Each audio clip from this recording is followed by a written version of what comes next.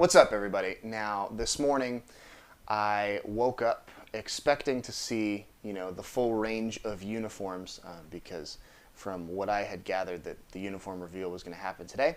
I woke up, there were 4 fan replicas in shelves for those of you with $90 burning a hole in your pocket, but we hadn't seen any gamers yet, so I moved on and started to put together a linebacker preview. That's our next position group that we're going through.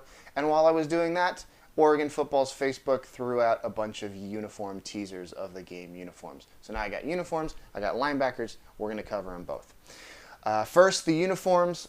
Fan replicas released in white, black, green, and yellow. I think the one surprise was the green uniform. Pretty much looked like the Rose Bowl uniform from last year. And not the Kelly green uniform with the yellow numbers that we had seen leaked earlier in the week.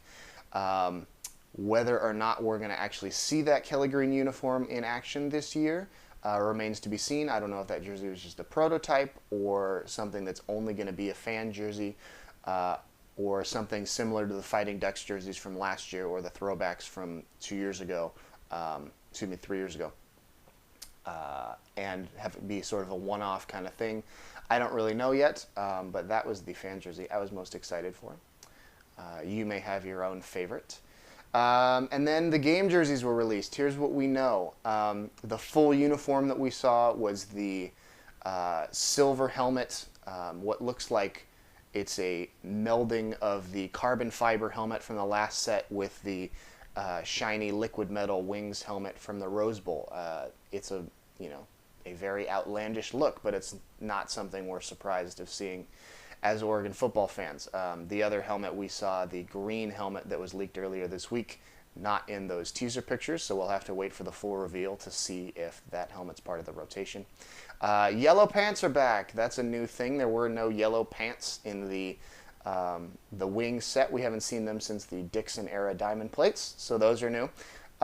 Black jersey and black pants. We didn't get to see the full of either of them because Nike decided to show us a picture of somebody's crotch and pretend we were supposed to be looking at the belt buckle.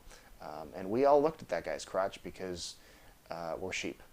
We're sheep, mindless, consumerist sheep. Just embrace it. And the last thing, the green uniform pretty much looks exactly like the Rose Bowl uniform from last year. The iridescent mallard numbers with the green wings on them looks awesome.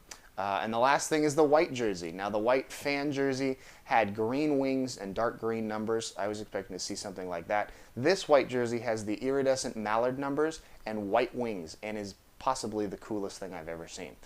So that's the jersey I'm most excited to see in the full reveal, which I would expect to see sometime on the internet before Saturday's Fan Day. I think at the very latest we're going to see all the uniforms at Fan Day, but my guess is we're going to see some sort of internet reveal either later today, tomorrow, or Friday.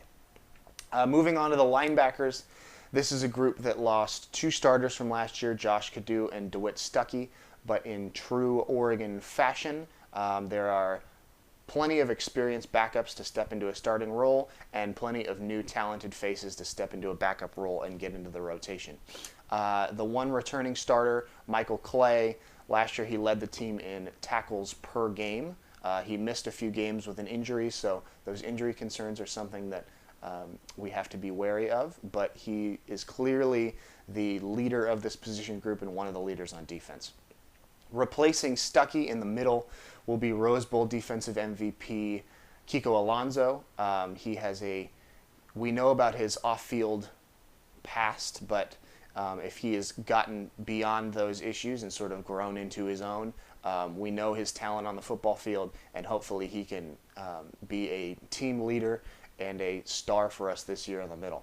And replacing Josh Cadeau on the strong side is Boseko Lacombo. Lacombo had 33 tackles last year. He's been a consistent contributor both on special teams and on defense, and he has 4 touchdowns in his career at Oregon. So we know about his playmaking ability, and I think he's ready to take the next step as a starter. In terms of backups, because this group will play a lot of guys, backing up Lacombo on the strong side looks to be either walk-on Kaloni Kamalani or redshirt freshman Tyson Coleman. Both of those guys could potentially see time at that strong side this year. In the middle, I would look for Raheem Castle and Rodney Hardrick to be the two guys that are behind Kiko Alonso. Hardrick in particular, he played 3 games last year before leaving with a knee injury, but we've seen his talent, and he looks to be a good one and part of that next wave of good Oregon linebackers. And true sophomore Anthony Wallace should look to be Michael Clay's backup and sort of the heir apparent to that weak side. Wallace, again, very highly rated coming out of high school. He played sparingly as a true freshman, and this year is going to be really our first really good look at him. So that's a quick look around the linebackers, and we will tackle the secondary on Friday unless any other breaking news comes up. Crossing my fingers for the full uniform reveal because I'm definitely geeking out about the unis now. This has been Addicted to Quack on YouTube. Go Ducks, and we'll catch you next time.